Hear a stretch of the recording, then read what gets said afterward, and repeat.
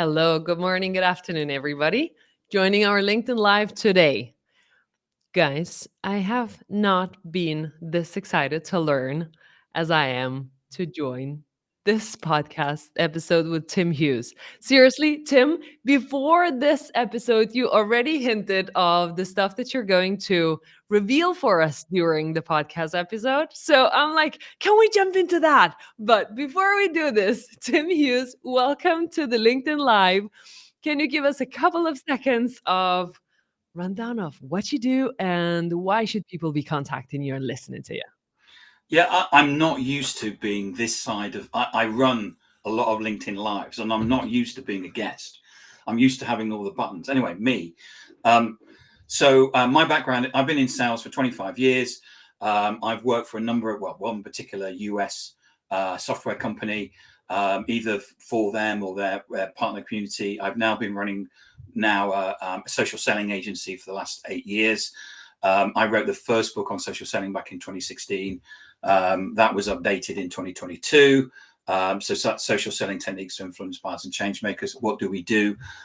We help organizations to transform to 2024 and use social as a mechanism to actually sell. So the key thing is, as I was talking to you before we came live, is this is a methodology. Yeah. So we position ourselves a lot along with Medic and Challenge and stuff like that, and we work with those things. But this is a methodology. It's not a bunch of tactics that somebody came up with it and they're at it. This is a methodology. I know that if you do this, you will get this result. Fantastic. I'm really looking forward to unpack this because most of the smaller companies like Dream Data, well, people acknowledge us, oh, your guys so good at social selling. Yeah, but we're trying a lot of things and measuring revenue. But it's more like trying and figure out what works and then scaling that. That's why I'm very, very excited to figure out what is it that people have to do to reach those types of goals as a methodology. But let's start from the very beginning. So if you were to define social selling in a B2B context, Yeah. what is it for you? Okay, I need to read it off the wall here.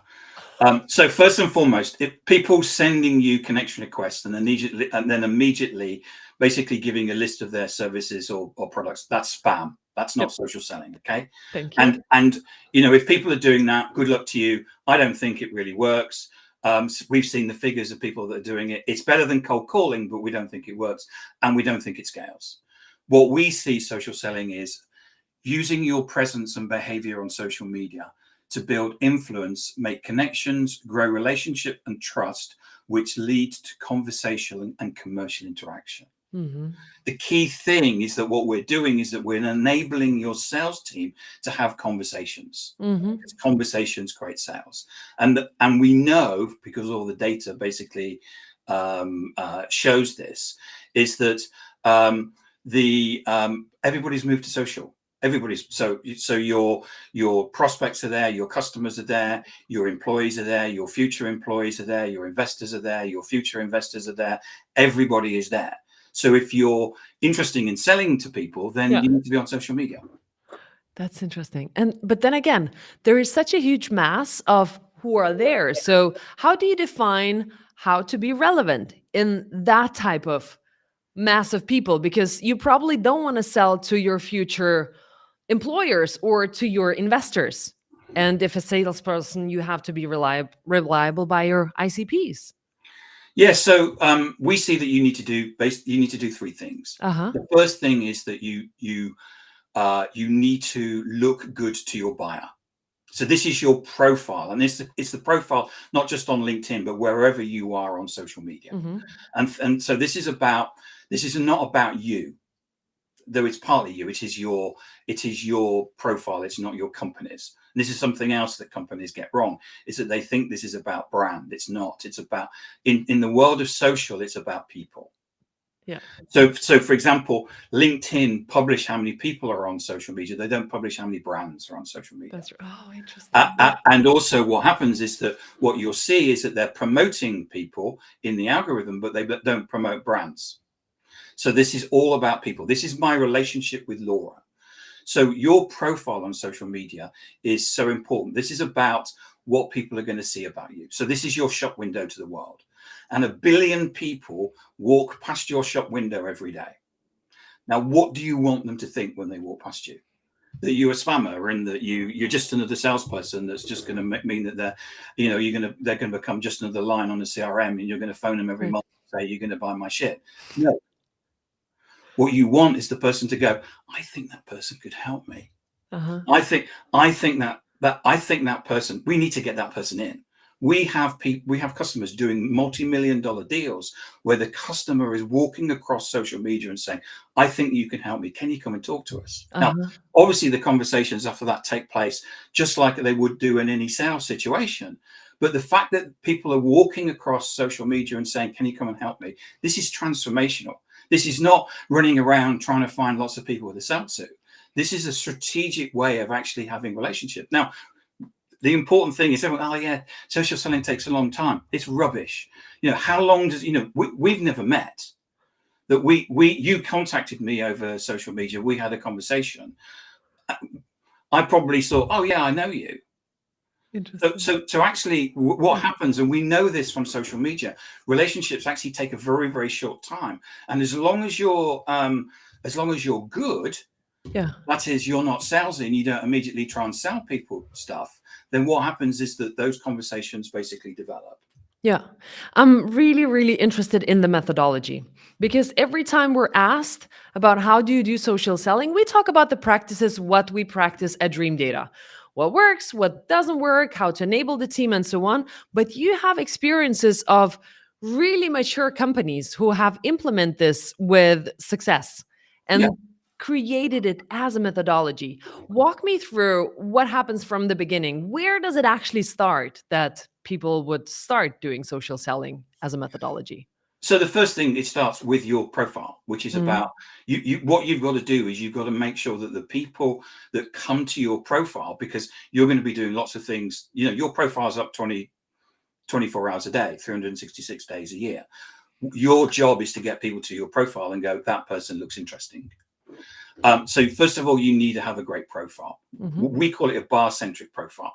You get a lot of people saying personal brand. We don't like the term personal brand because it makes it sound like you're trying to be like Mark Schaefer. And we go, well, we can never be like Mark Schaefer because he's been in the business for 20 years. So immediately people just give up. Yeah. And so it's about having a bar-centric profile. The next thing you need to do is you need to connect to the people that you're trying to influence. Mhm. From a sales perspective, it's about having a digital territory. Now, don't forget that this isn't just about connecting to your ICP. It may be connecting to somebody that's close to your ICP. So, for example, if you a lot of people on social media are very snobby about who they connect to. So, for example, if a CIO is the person you're trying to get to, you're unlike if you go and connect to them, you're unlikely to basically connect to them straight away. Yeah.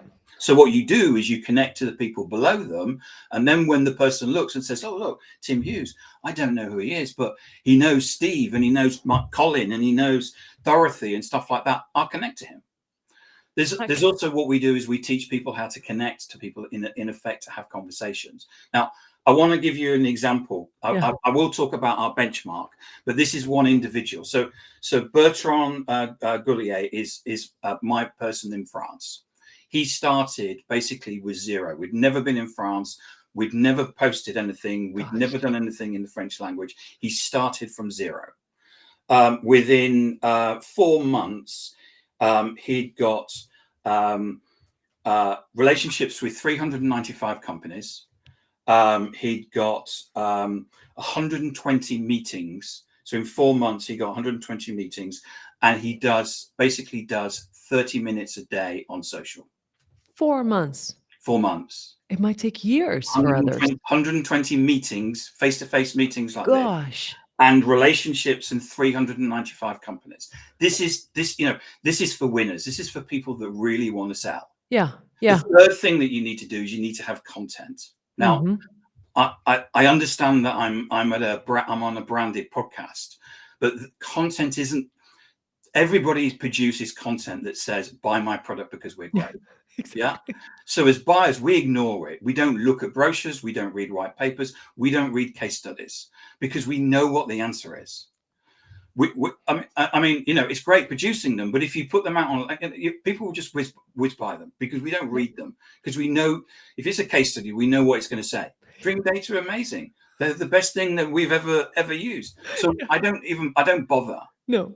So some of this is about what we teach is about not just about social, but the psychology of the buyer, which quite often when you explain it, like you, Laura, they laugh, which is, well, we know that because we're buyers ourselves. And then what happens is that we go into the office and go, what we need is some case studies. Yeah. Yeah.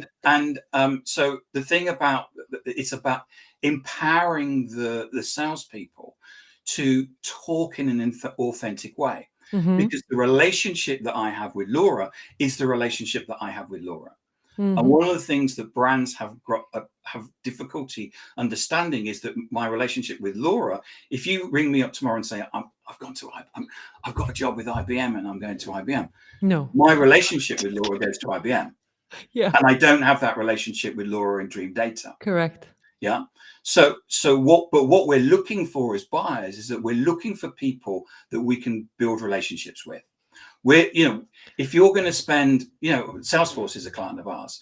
If you're going to spend $1 million on a CRM, you're going to go to the board of that organization and you're going to basically present that. You're going to want to make sure that the salesperson you're dealing with is going to be around for as long as you're concerned, forever. So what you're doing, if a salesperson's LinkedIn profile looks like a CV, what conclusion would you jump to? They're just about to get a job somewhere else. Correct. Correct. So what you're looking for is someone. Does this person have the gravitas? Does this person know the subject? Is this person rounded? So, for example, Bertrand, and the three most. The three posts that got the most engagement for him, and this backs up our data, were all personal posts. Interesting. Because what we're looking for when we come to social media, the hint is in the name. It's social media. It's Yeah. not media. It's not brochure media. It's not white paper media. It's social media. We come to social media to be social. I have so many questions, Tim. We come to social media to build relationships with Yeah. people, whether we're buyers or whether we're sellers. And what we're looking for as a buyer is can I see this person? And so we should. So Brian Fanzo famously said, and this was probably 15 years ago, that social media is all about turning the first handshake into a hug. Yeah. You should be in a situation where you're building a relationship with somebody that when you have that first meeting, whatever happens in the dream data, you actually come onto that and the person says, hey, so I saw you went scuba diving the other week. Oh yeah, I'm a really keen Uh-huh. scuba diver. Oh, that's fantastic. So my business partner Adam Gray, he plays the guitar. Behind him on the wall are some of his guitars. He's got many, but not. Nice. Funnily enough, he always sells to somebody who plays the guitar, because the first 10 minutes is, oh, what have you got? Yeah. So Adam's now, somebody basically approached him, and now Adam and him make guitars. So he's actually a guitar manufacturer. So the conversation that you get is this, people by people, and that's Mm-hmm. always been the case. And social allows you to build those relationships, and you should be doing that before you actually have the meetings. Yeah. Tim, when you come into a large organization, let's say they have, I don't know, 20 salespeople, Yeah. and most of them are tenured salespeople. They do want to do sales in a new way, but it's rough. How do you enable that type? Because, like, even for me, I'm soon turning 40. It's like, it's Oh, not I about see. me, it's about company. Like, how do I enable those people to both be on social and then slowly move them over to becoming more personal on social? So what we do generally is we run pilots, and we train, so what we do is we take cohorts of 10, and we train that, because we used to do things face to face, and now what we're doing is that we do it like this. But I've been to so many meetings where you've got people with their arms folded saying, "You can't teach me anything about sales." Exactly that type. And usually within the first 10 minutes, we'll talk about social, and you see them opening their laptops and looking up, and then because what they're looking for is, they expect when they see me on LinkedIn, as with a lot of sales trainers, they don't walk the walk and talk the talk. Uh-huh. So they expect me, I say you need to do this and you need to do that, and they expect me to have done none of it. And they look at my profile and go, "Oh shit," and then shut the laptop, Hmm. and say, "I need to listen to this." And we change people's lives. This is the best job in the world. And this is we change sales teams, and we get a lot of people saying, "Well, what we want to do is we want to carry on with the spam email and the cold calling Hmm. and stuff like that, and we'll gradually phase your stuff in." But when you can get someone like Bertrand, who's got 120 meetings in 4 months and got into 395 companies, why would you carry on with the spam and the cold calling? Yep. I mean, it's an act of self-harm on your business. Yeah. You're holding the business back. Do you want to be successful in the business or not?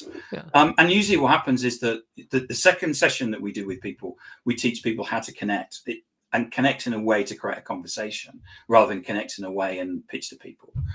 And it's that time when people start getting meetings and they start going, this is magical.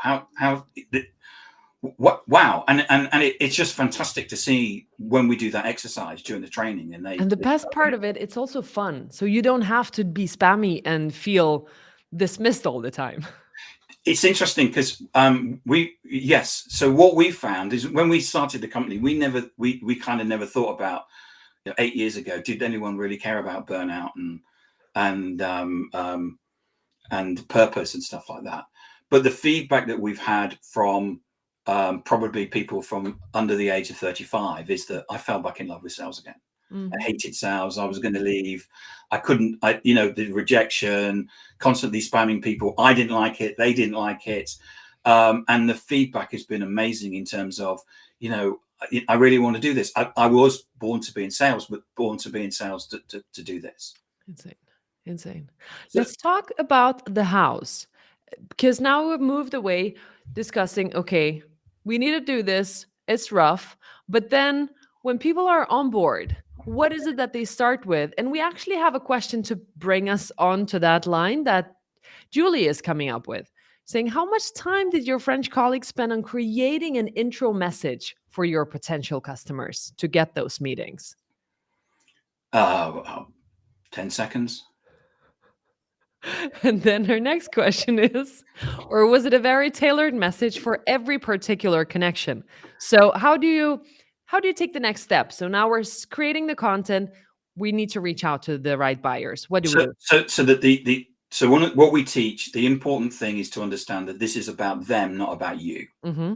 So the mistake that salespeople all make, and I've seen this pretty much across every LinkedIn trainer, which is, this is about you.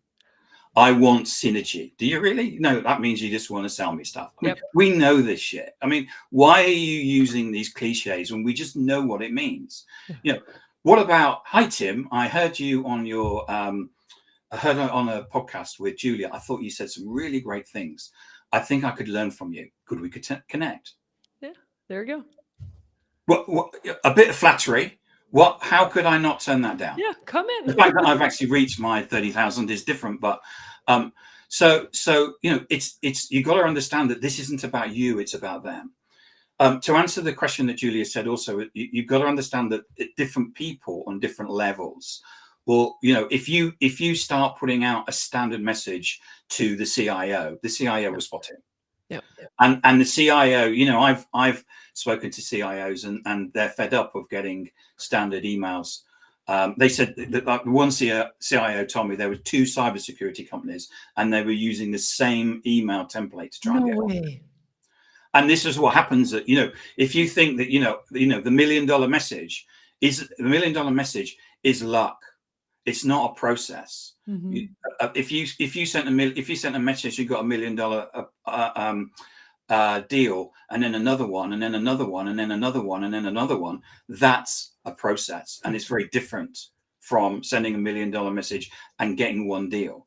This is what you need to do is you need to make sure that you're understanding the message that you're sending to the different people, and understanding some of the psychology. For example, what you'll find is that so say you're targeting Ernst & Young, EY, big company, 300,000 people. How do I get to the right people? One of the things you'll find about Dream Data or Ernst & Young is that all the people in Dream Data connected on LinkedIn. So if I want to get to Laura, what I could do is I could actually go for somebody else. Because Laura is even though I'm not connected to Laura probably will still see my content because I'm connected to other people in the organization. Correct. Or what you do is you would go to somebody else and you say, how can you get me to see Laura? Can you take me there? Yeah. So it's about using the this isn't about I've got to find the exact one person and I've got to basically get that person to connect. I think it's absolutely right. And now I'm reflecting on when I get invitations to connect with people, most of the times I do connect with people, unless we don't have any mutual connections. Then I know this is definitely just a batched connection request.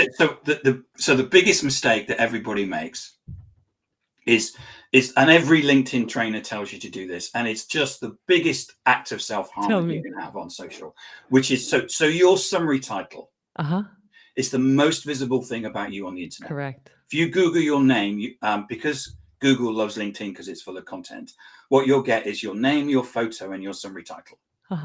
So your summary title is there to get someone to go, that's interesting. What does that mean?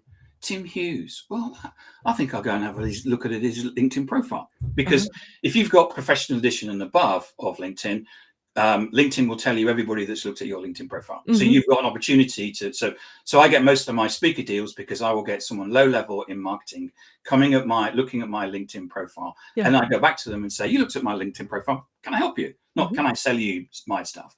And they go, "Well, actually, I was looking for someone for our sales kickoff." Oh, right, I can do that. There you go. And there you go. So what the advice that you're always given is to write your what you do. Terrible thing to do. So I get these connection requests that basically say things like, I help CEOs with their physical fitness. I hate that so much. So what do you think? If I connected to that person, what do you think would happen? They're going to spam me and say, hey, I'm a personal trainer. Or I get the, I help CEOs with their bookkeeping. So I just ignore them all.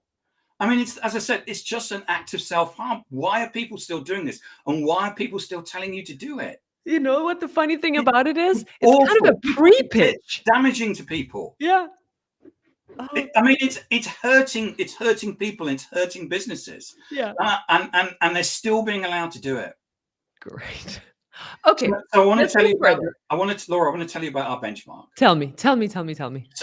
So we've been running a benchmark now this is the 23rd month, 2 years. And what we do is we've been running that across our customers. What we're doing is that we're measuring a whole bunch of things. But the key thing for us was always about how can we make organizations get conversations.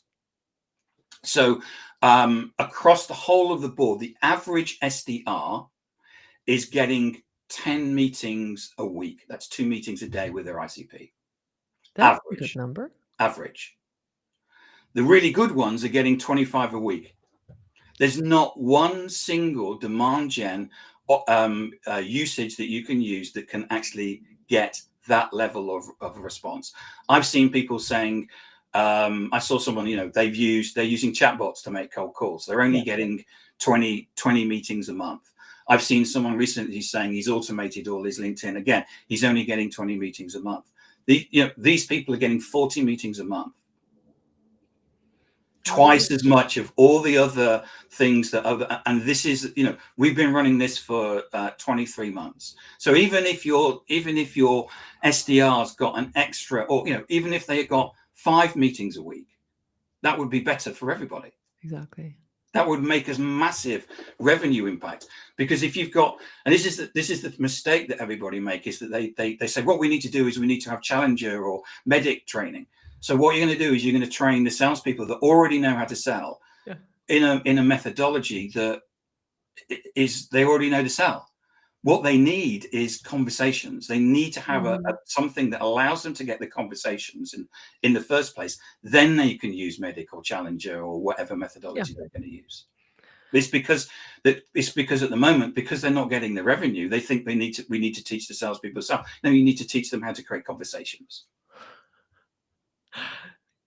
There are a lot of things that come into this, and for you to get to that success, unpack the process. So the methodology itself. Now we spoke a little bit about the beginning itself.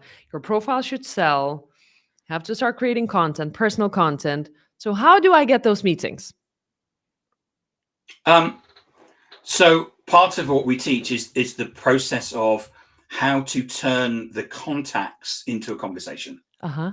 And that is probably the hardest thing that people come across, because we all have this thing that we're taught from an early age, which is we got to sell, we got to sell, we got to sell.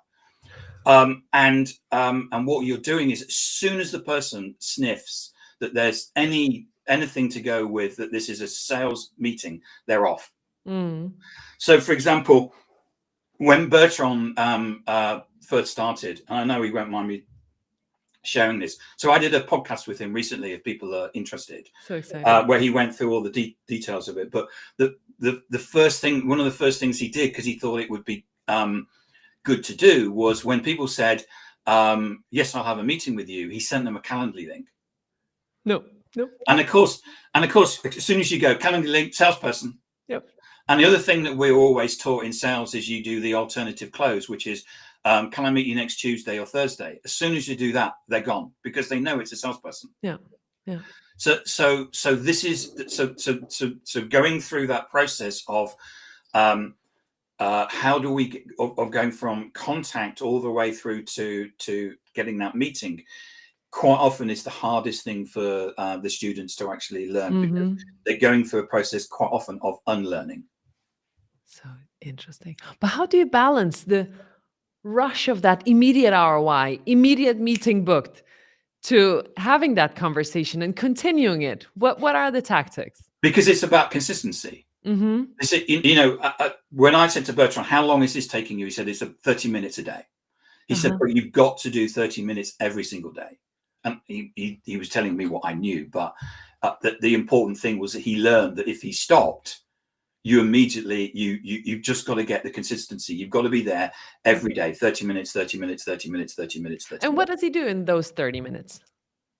One of the great things that you can do, which is, so if I was in Copenhagen and we went to the place in the center where there's loads of food, which you didn't know about, and we went in a restaurant and I held the door open to you, what would you say?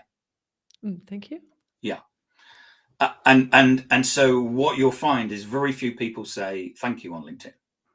So one of the easiest things you can do, as soon as someone connects to you, Uh-huh. what do? Say thank you. And Mm-hmm. immediately you've stood out as being different from everybody else, Yeah. Yeah. because the expectation, first and foremost, of connecting is that they're going to get a pitch, but you've actually said thank you. Mm-hmm. And so by doing that, the person is lowering the guard down, Mm-hmm. because they get so much. We get so many spam messages. We're expecting it to be always a connect and pitch. They've seen your profile because they've looked at your profile and they go, okay, I give this person the benefit of the doubt. And then basically what happens is, you say thank you, and then we take them through a process. Dominique, for example, he says, I get a lot of meetings from commenting on prospects. The other thing to do is yeah, absolutely. And what we do is that we teach people how to go out and start conversations, Yeah. or create conversations. The other thing that you need to do is you need to the most to get on social, you will get most engagement on personal posts, Yeah. and our data basically shows that. The other thing that we teach people how to engage on that post to in effect harvest that. Yeah. Yeah.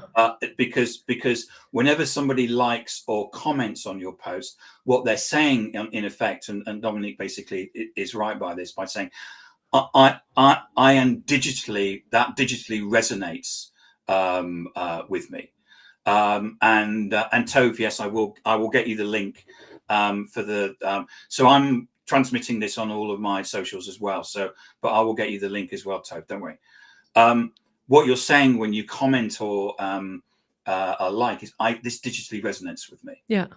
And so the fact that, if I was walking down the street and holding a billboard, and someone walked up to you while you were holding that billboard and said that really resonates with me, you wouldn't Mhm. just ignore them, would you? Oh, piss off. Yeah, Would exactly. you? You'd go, oh, can I put the board down and talk to you about it? Yeah. Yeah. Yeah. It kind of, you appeared in the periphery for that person, even though it's a like, but they have seen your face and very likely also the title. And especially if it doesn't say, I help CEOs, when you're a CEO and doing the post with this and that, that means, oh, that could be a nice Yes. conversation. So if people come to my LinkedIn profile, you will see a very different title Yeah. on my profile, and one which people go, now. For example, I had a sales leader come to me and say, I think it's the most unprofessional thing I've ever seen. I think you should remove it immediately. And I left it on there. Why? Because in this world there are two types of people: people I get on with, and people who think he's rattling on, and Tim Hughes, what an idiot! He doesn't know what he's talking about. Yeah. And I don't want to talk to the people that say Tim Hughes is an idiot, because I can't sell to them. No. So what I've done by having that title that I have, if people go think, oh, that's funny, or that's interesting, or I remember that, that's great. If people say that's unprofessional, I'm never going to sell to them. But I've basically filtered them out. That's so interesting. So And what we're doing is that this is one of the things that people don't quite understand, because we're expecting in sales to go out and sell to everybody, and we can't. Now, there will be people, maybe that person would get on with you, Laura, and you would sell to that person. So ultimately, the dream data wins. But just that Tim doesn't sell to them. yeah. Yeah. But what we're doing is that we're actually using our social as a profile to actually be more efficient and more effective at what we're doing by sales, because what we're doing is we're qualifying out the people that we're never going to sell to. Mm-hmm. Yeah. And we should be in a position, we should be in a position where we're getting, a lot of our business comes through, comes inbound. And we know that the person has actually been out to the market, they've gone through the process, they know who we are. Clearly, if they qualified us out, they don't talk to us. But they go, and we know that what we're quite often at the position where, Sixth Sense say that people are 70-80% of the way through the buying process. And most people that come to us are 70%, 80% of the way through the buying process. Yeah. And it's really just about of helping them buy rather than actually needing to sell to them. And your salespeople should be in that position. If they're good on social and they're doing things on social, they should be getting inbound. Fantastic. I want to ask you about the other side of this. So let's say you're teaching salespeople how to do this. This actually works, but how do you go over the urge of ROI counting for the leadership? Because they would be buying your courses, but they will want also some kind of indicative results soon.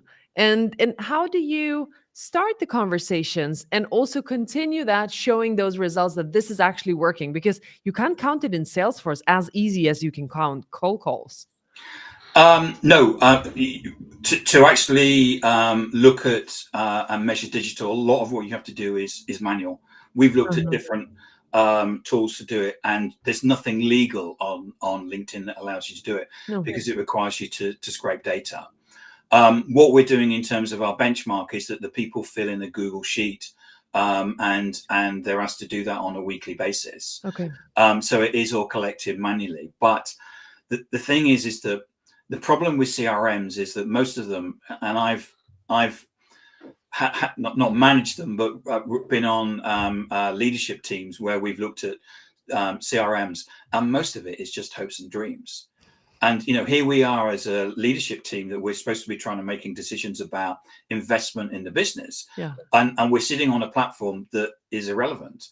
Whereas if you're collecting the digital data, so for example, how many connections am I sending? What is the percentage rate of people accepting those connections? Mm-hmm. How many of those connections are turning into meetings? How much engagement am I getting on my content, and how much of that is turning into um, meetings? I can by looking at that data, I can tell you which salespeople are contributing and which are Yeah. not. Yeah. Far more than what you can get from the CRM. And if you took that data and you took that to the CFO can make proper decisions on the investment in the company and where the company is going Yeah. based on that digital data rather than what's in the CRM. Yeah. So it's difficult, but it has far more repercussions because the data is worth more than what's in the CRM. Precisely. It joins so well with marketing as well. To top this off, Tim, you're a sales leader. And when I'm asked this question myself, I always have an it depends answer. But when salespeople are creating their own pipeline through, like, I am putting this account into a sequence, I own this, if I book it, it's mine. When you start creating content, you're probably getting inbounds, but a lot of accounts are touched that are not yours as a salesperson. And if you don't have the whole team doing this, how do you count? It's a great point. But what you'll find is that you need to work out your own rules in terms of how you police that. Hmm. Um, but the thing is that if you're not creating, it's this thing. If you're not creating the content, you're not you're not putting the bait out there for the buyers. Yeah. So you have to put the content out there, and it has to be and it has to resonate. Um, it's down to you to actually decide how you're going to police that. Yeah. Yeah. I always find it very difficult, like, to get from that classic way of selling and saying, okay, now we're going to create the content. So are we marketing now? No, you're still sales. They're going to come inbound to you and you will have to poke some of them to get those meetings. But how about everybody else who sees my content and are in another team's quota or something like that? That's so tough, I think. It is, and I think there's I think there's you have to police it, and I think there's a balance, and there's always been Yeah. that case where maybe there's a company that was in Tim's territory and they don't like Tim, so they come to Laura and they say they want to buy stuff, and it's Tim's, Yeah. and you go, no, Tim will just ruin it because they don't like him. So there's always been that tension, and in a way, I've worked for sales leaders where they think that tension is good Yeah. because in a way, from a sales perspective, it's an opportunity to do a land grab. Yeah. And actually, the salespeople, I didn't say that to everybody out there, but it is an opportunity to get as much deals as you can. Yeah. But you will find um, there will people that can't do this, Mhm. and from a leadership perspective, we always take people through and explain and say there will be a bell curve, and this has happened every organization that we worked in, apart from Salesforce, where everybody was just up for it. But most organizations that we've worked for, where so even when I was a large US software company, 20% of the people said, I don't want to do this. That's for marketing or that's Mhm. for, Mhm. and you will always get people saying that. And so we've worked at that large software company. We fired them, Yeah. and we went and found people that did want to do it. We've worked for Telstra, for example, a client of ours, and they paid for extra coaching from us, Yeah. and still after 6 months, the people still didn't want to do it. So you as a leadership team, when you're ever training people new, you've got to decide what are you going to do with the Yeah. people that don't want to do it, who say I can't cook, won't cook. Yeah. That's very exciting. Tim, anything else from your benchmarks that you discussed earlier that stood out for you that you would like to share with the audience? No, that when I get asked that on podcasts, it's usually the burnout question. Yeah. The fact Yeah. that, actually people are going, I love sales again. Nice. It's interesting to see. We can actually say that if you have this experience, so we're using we produce a from the benchmark a business case. So Uh-huh. say if you invest this is the sort of money that you'll make.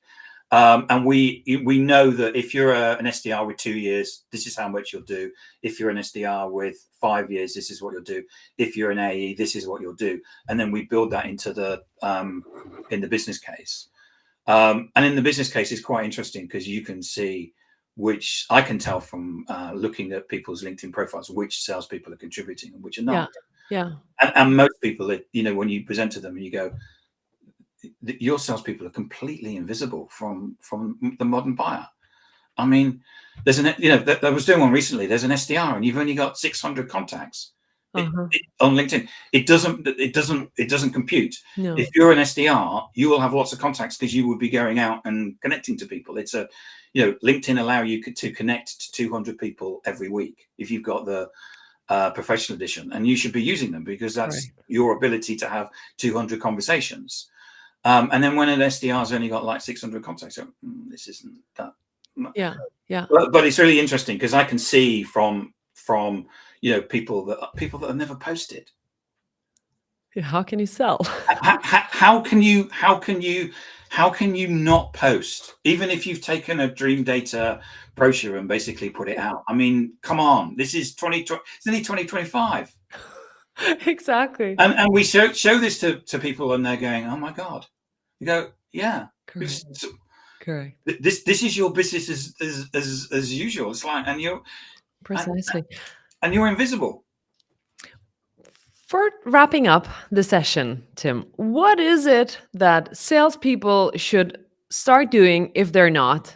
The key things that you think are so important for them to remember doing in order to be more active on social and start finally booking those meetings.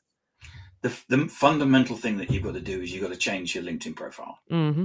and your LinkedIn profile is a story. It's your professional story and it's your personal story, and it's about working out how you're going to tell that story. Right. And because that's what people are looking for, that professional and personal story. They're not looking for brochures. They're not looking that you've made President's Club throughout the last 4 years or stuff like that. If you're looking for a job, another Yeah. sales job may be, but from a buyer perspective, actually, I see that as like one of the worst things that you could put, because you're just going to try and sell me something and run away. Because that, reality is perception, and my perception of saying I've made President's Club the last 3 or 4 years from a buyer's perspective is you probably sold a load of stuff and then ran off. So this is about telling your story Yeah. from a personal perspective and a personal and a professional perspective, and that's the fundamental thing that you Yeah. got to do. Yeah. Update your profile, connect with the right people, and create content. Anything else? Well, you can do what Dominique said and do, leave comments and stuff like that. All of those things you should be. It's modern day prospecting. 30 minutes per day. Remember that, 30 everybody. minutes a day, and you too can be like Bertrand. Exactly. Thank you so much, Tim. It was a You're welcome. pleasure having you. You are a rock star. Everybody should be working with you. I'm impressed because Thank it's you. not learning by doing. It's you can learn from people who have Thank you, already and tried thank you that. for inviting me on. And we're really passionate about it, as you can see, and love talking to you about it, and love the fact that you're using platforms like Restream. Thank you so much. Thanks everybody for listening today.